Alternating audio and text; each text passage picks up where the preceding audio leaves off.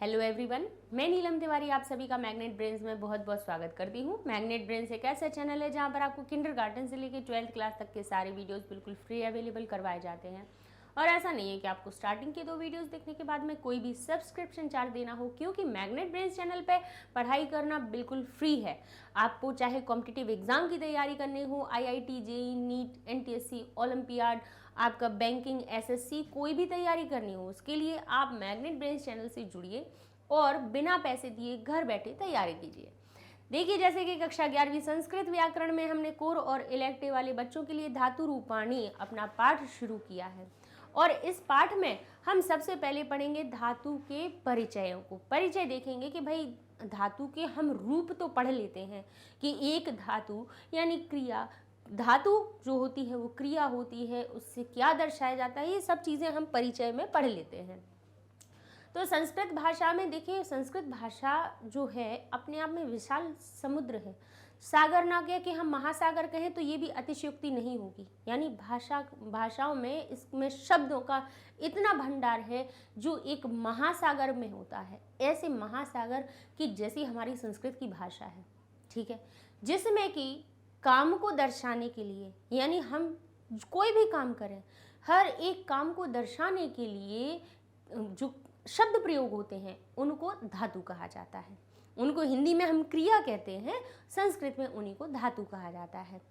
और जो धातुएं होती हैं, अब क्योंकि काम जो होता है, आपको पता होगा कि काम और काल दोनों का बिल्कुल गहरा संबंध है। कैसा है? गहरा संबंध है, क्योंकि अगर क्रिया हो रही है तो वो निश्चित ही किसी ना किसी तो समय में हो रही होगी, है ना। साधारण तौर पे 2-3 प्रकार बता दिए जाते हैं भाई, काल के 2-3 प्रकार बता दिए जाते हैं। मूल तो 3 ही होते हैं कि वर्तमान होता है, भविष्य होता है और भूत होता है। कि एक बीता हुआ समय होता है, एक जो चल रहा है उस समय वो समय होता है, और एक आने वाला समय होता है। तो ऐसे 3 प्रकार होते हैं काल के, है ना, साधारण तौर पर। लेकिन संस्कृत में इन धातुओं को 10 प्रकार के लकारों से इनको विभाजित किया गया है। यानी उस समय को या क्रिया जिस परिस्थिति में हो रही है उसको दर्शाने के लिए क्या बनाए गए? लकार बनाए गए। क्या बनाए गए? लकार, जिससे कि उन लकारों से हमें पता चले कि ये जो क्रिया है वो किस काल में हो रही है, किस परिस्थिति में हो रही है। उसको दर्शाने के लिए जो प्रयुक्त होते हैं वो होते हैं लकार। ठीक है, इतना समझ में आया। धातु समझा दिया हमने। धातु क्या होती है कि जितने भी हम सुबह उठने से लेकर रात के सोने तक, और स्वयं हम ही नहीं, जगत में दुनिया में जितने काम हो रहे हैं उन सब को दर्शाने के लिए, उन सब को बताने के लिए जो शब्द प्रयुक्त होते हैं वो हमारे क्या कहलाते हैं? धातु कहलाते हैं। मान लीजिए अभी हम आपके सामने जो अपनी वाणी का प्रयोग करके बोल रहे हैं वो क्या? हमारा बोलना, ठीक है। आँखों से हम देखना, कानों से सुनना, बातचीत से, हाव भाव से आपको समझाना, ठीक है, पढ़ाना, लिखना, हर एक हमारा काम हो रहा है। हम अपनी इंद्रियों के द्वारा, यानी हमारी जो कर्म इंद्रियां हैं, ज्ञान इंद्रियां हैं, इनके द्वारा हम जो काम कर रहे हैं उनको दर्शाया जाएगा धातु से, ठीक है। इतनी बात समझ में आ गई, ठीक है। अब क्या कहा गया है कि कम से कम 2000 से भी ज़्यादा, 2200 के ऊपर धातुएं हैं। कितनी है? 2200, ठीक है, यानी 2200 के ऊपर है, ज़्यादा है, कम नहीं है। इतनी धातुएं हैं लगभग, और इतनी हैं धातुएं, तो उन धातुओं के रूप हम कैसे बनाएं, किन लकारों में बनाएंगे, कैसे बनेंगे, वो सब चीज़ें हम देखेंगे। तो क्या लिखा है? संस्कृत में काल के लिए लकार शब्द का प्रयोग किया जाता है, और केवल काल के लिए ही नहीं, कुछ परिस्थितियों के लिए भी। जैसे अब हम कहें कि हम किसी को आज्ञा दे रहे हैं, हमने कहा चलो किताब पढ़ो, हमने बोला चलो किताब पढ़ो। अब यहाँ पे हम काल की बात नहीं कर रहे हैं कि पढ़ता है, पढ़ेगा, या पढ़ता था, नहीं बोला, काल नहीं आ रहा है, लेकिन इसमें आज्ञा मिल रही है। इस परिस्थिति को दर्शाने के लिए भी लकार होता है, ठीक है। यानी काल के साथ साथ और भी क्रिया किन परिस्थितियों में हो रही है उनको बताने के लिए लकार बने हैं, ठीक है। वैसे लोग काल ही समझते हैं लकार को, लेकिन लकार का अर्थ व्यापक है, केवल काल तक। काल का अर्थ तो केवल समय है, समय के अलावा भी और भी चीज़ों का समावेश लकार में होता है। तो संस्कृत में लकार होते हैं 10। कौन कौन से होते हैं? लट, वर्तमान काल, लिट परोक्ष भूतकाल। परोक्ष भूतकाल क्या होता है? ऐसा भूतकाल जिसकी घटना हमारे सामने नहीं हुई। मैं गया था, तुम आए थे। मैं 1 साल पहले मैं पचमणी घूमने गई थी। मैं 4 साल पहले मैं गोवा गई थी। मैंने 10 साल पहले मैंने क्या किया था, अपनी शिक्षा समाप्त की थी। मैंने इस समय पर मैंने पढ़ाना शुरू किया था। तो ये भूतकाल मेरी आंखों के सामने है, मैं इसकी प्रत्यक्षदर्शी हूँ। जो काम हमारे सामने हुए हैं उनके जब हम प्रत्यक्षदर्शी हैं तो वो हमारे कैसे हो गए? भूतकाल हो गए। लेकिन जो हमारी आंखों के सामने हुई नहीं है। अब कालिदास जी की रचना में हमने पढ़ा कि कौन थी? भाई शकुंतला थी और उनके का विवाह राजा दुष्यंत से हुआ था। तो ये हमने कथाओं में पढ़ा। ये घटनाएं हमारे सामने नहीं हुई हैं, ये घटनाएं हमारे सामने नहीं हुई हैं। तो परोक्ष भूत हो गया ये। पर यानी हमारी आंखों से दूर है ये, हमने अपनी प्रत्यक्ष हमदर्शी नहीं है इस भूतकाल की। तो उनके लिए प्रयोग किए जाते हैं लिट लकार की धातुएं। लुट क्या होता है? अनद्यतन भविष्य काल। लुट लकार का अर्थ क्या होता है? देखिए, वैसे मूल जो होता है लिट लकार भविष्य काल से, यानी एक कॉमन, ठीक है, मतलब कॉमन तरीके से, यानी सामान्यतः तो भविष्य काल यानी मैं जाऊंगा, करूंगा, ऐसा चीज़ें, या मैं अभी विद्यालय जाऊंगा। अब वो जाऊंगा अभी का भी हो सकता है, आगे का भी हो सकता है, 4 साल बाद का हो सकता है, 20 साल बाद का, कभी का भी हो सकता है। तो वैसे साधारणतः भविष्य काल को लिट लकार से दर्शाते हैं। लेकिन लुट क्या होता है? कहते हैं अनद्यतन भविष्य काल। अनद्यतन का क्या अर्थ होता है? कहेंगे आज रात की 12 बजे से कल रात के 12 बजे तक, मतलब जो 24 घंटे का समय है, 24 घंटे को छोड़ दिया जाए तो वो अनद्यतन, 24 घंटे के समय को अनद्यतन कहते हैं। अनअद्यतन यानी अन ना अद्य यानी आज, यानी जो आज, भाई आज कब कहलाता है? 24 घंटे में कहलाता है। आज के बाद जो समय होगा वो भविष्यकाल, अनद्यतन भविष्यकाल कहलाएगा। ठीक है, यानी आज के 24 घंटे छोड़ दो तो उनके बाद जो भविष्य की बात होने वाली है वो हमारी क्या कहलाएगी? हमारी अनद्यतन भविष्यकाल कहलाएगी। अद्य आज में जब हम जी रहे हैं तो 24 घंटे तो आज के माने जाएंगे कि नहीं? कि आज तो मानते हैं, तो अपन ये तो कहते हैं कि आज गुरुवार है। तो गुरुवार कब से शुरू होता है? कहते हैं हमारी कितनी तारीख बोले? जब 12 बज के 12 रात के मध्य रात्रि जैसे ही हुई 12 बजे, तो आपने घड़ी में देखा होगा बज जाते हैं 12 AM लिख जाता है, और हमारा दिन भी बदल जाता है। वेडनेसडे से यहाँ पे थर्सडे दिखने लगता है, बुधवार से गुरुवार दिखने लगता है। तो गुरुवार कब से शुरू होता है? 12 बजे से शुरू होता है, और फिर दिन के 12 बजते हैं, फिर रात्रि के 12, यानी 12 और 12 24 घंटे, यानी 24 घंटे अद्य में कहलाते हैं, आज में कहलाते हैं। ठीक है, आज गुरुवार है। कब तक बोलोगे? बोले 11:49 और 49 सेकेंड तक, 59 नहीं 59 60 59 जो होते हैं 11:59 मिनट 59 सेकेंड तक आप उसको गुरुवार मानोगे कि नहीं? इसके बाद जैसे ही 60 हुए 12 पूरे बजे रात के, और शुक्रवार चालू हो गया। तो अद्य आज का होता है, और अनद्यतन का अर्थ होता है कि आज को छोड़ करके। ठीक है, वैसा भविष्यकाल लुट से दर्शाया जाता है, और सामान्यतः लिट लकार भविष्यकाल में काम में आता है। लोट लकार आज्ञा और आशीर्वाद के लिए। लंग लकार, अब आज्ञा दी जा रही हो तो उसको कैसे दर्शाओगे? है ना, काम करो, तुम पढ़ो, तुम जाओ, तुम खेलो, तुम ऐसा करो, बालक ऐसा करे। ये सब चीजें कहाँ से आएंगी? हमारी लोट लकार से। अब आते हैं लंग लकार, भूतकाल। ठीक है, अनद्यतन भूतकाल भी, यानी आज की छोड़ करके जो बीत गया, यानी अनद्यतन का अर्थ तो समझ गए ना? अनअद्य, जिसमें आज समाविष्ट ना हो, वो अनद्य कहलाता है। अनद्यतन यानी आज के, यानी 24 घंटे के पहले, यानी गुरुवार के पहले बुधवार में जो काम किया वो अनद्यतन भूतकाल हो गया। ठीक है, और परोक्ष भूतकाल हमारा कौन सा हुआ? भाई एक तो ऐसा हो गया, एक तो अनद्यतन भूतकाल हो गया, उसको हम किससे दर्शा रहे हैं? अपना लंग लकार से। लेकिन उस भूतकाल के बारे में हम परिचित हैं, लेकिन जो परोक्ष है, जो हमने वही कथाओं में सुना है, ऐतिहासिक कथाओं में सुना, वो हमारे सामने हुआ ही नहीं है। तो वो हमारा क्या कहलाएगा? वो परोक्ष में, लिट में चले जाते हैं। विधिलिंग लकार विधि, प्रार्थना, चाहिए अर्थ में होता है। अब यानी जहाँ पे आपको चाहिए का अर्थ बताना हो कि ऐसा करना चाहिए, ये विधि में कहलाता है। ठीक है। यानी अब कहा कि पढ़ना चाहिए, तुम्हें खेलना चाहिए, ये शारीरिक व्यायाम करना चाहिए, हमें योग करना चाहिए। तो जहाँ क्रिया को हम किसके लिए, उनके लाभ के लिए बता रहे हैं कि ऐसा करना चाहिए। चाहिए का अर्थ जब हम हिंदी में जोड़ देते हैं उसके लिए विधिलिंग लकार का प्रयोग किया जाता है। प्रार्थना आदि में भी किया जाता है ना, कि बालक उठकर प्रार्थना करे, बालक उठकर व्यायाम करे।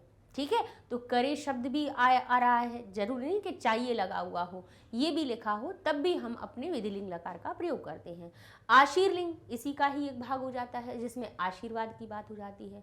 लुंग लकार भूतकाल को कहलाता है और लिंग लकार हेतु मत भूतकाल को बताता है। इस प्रकार से ये हो गए 10 लकार। अब ये हो गया, और जबकि प्रयोग की दृष्टि से क्या होते हैं, मुख्य 5 होते हैं। कौन कौन से होते हैं हमारे, एक होता है लट, दूसरा होता है हमारा लिट, इसके बाद आता है लोट, फिर आता है लिंग और विधिलिंग। इन 4 का प्रयोग करते हैं। लेकिन फिर भी हम उनके बारे में थोड़ा सा और आपको बता देते हैं कि लट यानी वर्तमान काल को व्यक्त करने के लिए लट लकार का प्रयोग किया जाता है। जैसे रामः पाठम पठति, छात्रः गुरुम सेवते। ठीक है, यानी सब क्या बात हो रही है कि राम पाठ पढ़ता है, छात्र गुरु की सेवा करता है। अब लिट कौन सा हो गया, हमने क्या कहा कि परोक्ष भूत। लिट लकार का प्रयोग ऐसी घटना का वर्णन करने के लिए होता है जो हमारी आंखों के सामने ना घटी हो और ऐतिहासिक भी हो, उनके लिए। जैसे रामः रावणम जघाने, यानी राम ने रावण को मारा, तो ये ऐतिहासिक है और हमारे सामने नहीं भी हुई है। दोनों ही बातें होनी चाहिए, हमारे आंखों के सामने भी ना हो, क्योंकि ऐसी कई चीजें होंगी जो हमारे सामने नहीं है, लेकिन ऐतिहासिक भी होनी चाहिए, इतिहास से जुड़ी हुई होनी चाहिए, तो उसके लिए लिट लकार होता है। अब चलते हैं, देखिए लुट लकार भविष्य काल की ऐसी क्रिया को व्यक्त करने के लिए लुट लकार का प्रयोग किया जाता है, किंतु ये काल अनद्यतन यानी आज का नहीं होना चाहिए। मैं करूंगा यानी भविष्य काल की बात बता रहे, लेकिन अनद्यतन यानी आज का नहीं होना चाहिए। जैसे स्वः यानी कल प्रधानमंत्री रूस देशम गंता, यानी कल प्रधानमंत्री रूस देव को जाएंगे। ठीक है, इस प्रकार से। अब कहते हैं यहाँ पे लिट लकार। लिट तो सामान्य भविष्य काल की घटना को व्यक्त करने के लिए हमारा लिट चलता है। लिट ऐसा है कि कैसा भी भविष्य हो उसके लिए हम तैयार हैं, तो इसीलिए ज्यादातर जो प्रयोग होता है वो लिट लकार का किया जाता है। लेट लकार क्या होता है, अनेक कालों और अनेक मनुभावों को बताने वाला हमारा लेट लकार। लेकिन ये कहाँ पे होता है इसका प्रयोग, कहेंगे वेदों में होता है, अब नहीं पाया जाता है, लेकिन वेदों में इनका प्रयोग पाया गया। इसीलिए हमें इनका भी अध्ययन करना चाहिए कि जब हम कभी अपने वेदों को पढ़ते हैं तो हमें पता होना चाहिए कि ये जो क्रिया हो रही है वो किस लकार में हो रही है। जब उसका अध्ययन करेंगे तो शब्द आएंगे तो पहचान भी पाओगे आप, उनका अर्थ भी जोड़ पाओगे आप।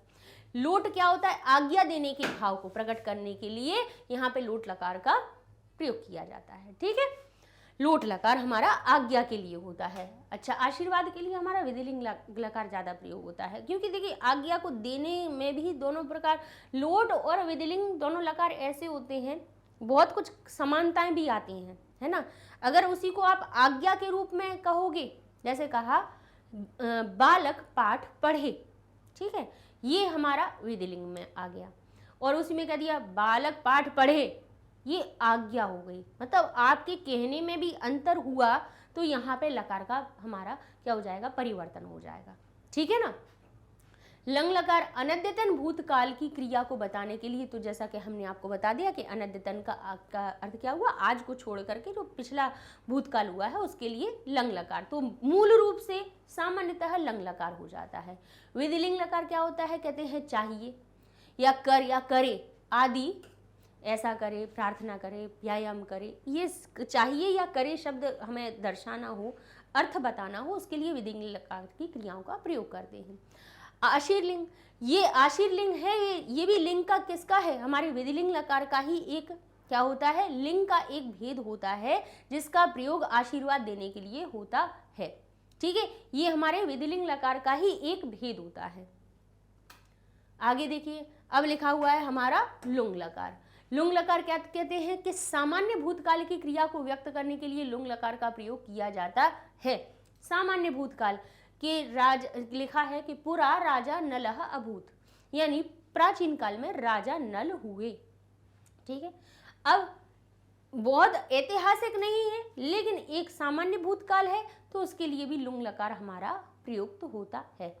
इसीलिए कहा जाता है कि भाई सामान्य भूत अपना चल रहा है तो लंग लगा दीजिए, और थोड़ा सा भूतकाल की बात हुई है ना, तो वो हमारी किस में, लुंग में आ जाएगी, और ऐतिहासिक है तो लिट आ जाती है। अब आता है रिंग में, यानी भाषा में कभी ऐसी स्थिति भी आती है जब किसी एक क्रिया के ना होने पर दूसरी क्रिया में सफलता नहीं मिलती है, वैसी स्थिति में हमारा लिंग लकार का प्रयोग होता है। यदि वर्षा अभविष्यत, यानी यदि वर्षा होगी तरही दुर्भिक्षम न भविष्यति, तो ही अकाल नहीं पड़ेगा। अब यहाँ पे क्या हुआ कि अगर वर्षा अभविष्यत, कहते हैं यदि वर्षा हो जाएगी, अगर वर्षा होगी तो क्या होगा, दुर्भिक्ष नहीं पड़ेगा, नहीं तो अकाल हो जाएगा। यानी एक जब ये भाई दूसरी की सफलता यानी दुर्भिक्ष ना पड़ना कब हो रहा है, जब क्रिया कौन सी, वर्षा की, अगर वर्षा हो जाएगी तो ही ऐसा होगा, अर्थात एक क्रिया से दूसरे का संबंधित होना, तब हमारा क्या होता है, रिंग लकार का प्रयोग होता है। इस तरह से ये हो जाते हैं आपके लकार और धातु का परिचय। ठीक है, अब हम आगे आपको धातु रूप बताएंगे कि हमारी जो धातुएं हैं वो किस तरह से अपना रूप बनाती हैं, और साथ साथ में जब उनके रूप बनते हैं तो कैसे उनका पुरुषों से संबंध होता है, कैसे वो वचनों में बदलती हैं, क्योंकि एक लकार में आपने देखा होगा कि 9 प्रकार की क्रियाएं बनती हैं, तो वो क्रियाएं कैसे बनती हैं ये हम जब आपको धातु रूप पढ़ाएंगे तो उनके साथ साथ में ही आपको हर एक धातु के साथ में बताते जाएंगे। तो बने रहिएगा मैग्नेट ब्रेन्स चैनल के साथ में। ये सारी वीडियो आपको हमारी यूट्यूब, मैग्नेट ब्रेन्स की वेबसाइट और एप्लीकेशन तीनों पे आसानी से मिल जाएंगे। देखिए यूट्यूब का तो सबको पता ही है कि प्लेलिस्ट में मिल जाएंगे, वेबसाइट का हम बता देते हैं, एप्लीकेशन का बता देते हैं कि आपको कैसे ढूंढना है। एप्लीकेशन को प्ले स्टोर से डाउनलोड कीजिए, आपके सामने ऐसा पेज ओपन हो जाएगा जैसे ही खोलेंगे आप। वेबसाइट पे जाने के लिए magnetbrains.com लिखिए, वेबसाइट पेज ओपन हो गया। अब इस पे क्यों जाना है उसका भी हम आपको कारण बता देंगे कि क्यों हम वेबसाइट के लिए बोल रहे हैं। इस पेज में आप देखेंगे इंग्लिश, हिंदी मीडियम सारे बोर्ड के बारे में दिया गया है, यहाँ CUET, ओलंपियाड सारी चीज़ें, क्योंकि यहाँ पे ना आपको ये पता चलेगा कि मैग्नेट ब्रेन्स चैनल पे आपको क्या क्या चीज़ें दिखाई दी जा रही हैं। यहाँ पे देखिए सबकी लिस्ट लिखी है, IIT, JEE, नीट, यहाँ से CUET, ओलंपियाड, NTSC सारी चीज़ें दी हुई हैं। अब आप गए इंग्लिश मीडियम के पार्ट पढ़ रहे हैं आप, तो इंग्लिश मीडियम में गए 11th क्लास में, 11th क्लास के आपको यहाँ पे क्या दिखेंगे, वीडियो दिख जाएंगे, वीडियो का यहाँ पे पेजेस मिल जाएंगे, आपको पेज दिखेंगे। ये देखिए भाषुति का पेज है, ये व्याकरण का है। व्याकरण को खोलिए तो व्याकरण के यहाँ पे हर एक पाठ से जुड़े हुए यहाँ पे क्या मिल जाएंगे आपको, ये पाठ लिखे हैं उनसे जुड़े हुए लेक्चर्स लिखे हुए हैं कि संधि में 22 लेक्चर हो गए, प्रत्यय में कितने हो गए, शब्द रूप, धातु रूप, ये सारी लेक्चर की लिस्ट यहाँ पे आपको मिल जाएगी। खोलिए और आपके सामने वीडियो ओपन हो जाएगा। ठीक है, तो इससे ये पता चलेगा, इसका लाभ क्या है, वेबसाइट पे जाने का लाभ ये है कि इससे आपको पता रहेगा कि हमने आपके सिलेबस के लिए कौन कौन सी चीज़ें करवाई हैं, कौन कौन से टॉपिक कवर करवाए हैं। हमने करवाया तो इतना सारा है, लेकिन अगर आप तक नहीं पहुंच पाया तो वो कोई मतलब नहीं रह जाएगा, है ना, बनाने का।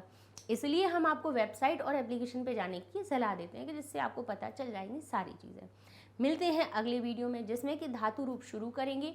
धातुओं में हम पुरुष और वचन में कैसे परिवर्तन करते हैं, कैसे उनका प्रयोग करते हैं, ये सारी चीज़ें भी हम आपको एक साथ बता देंगे। तब तक के लिए धन्यवाद।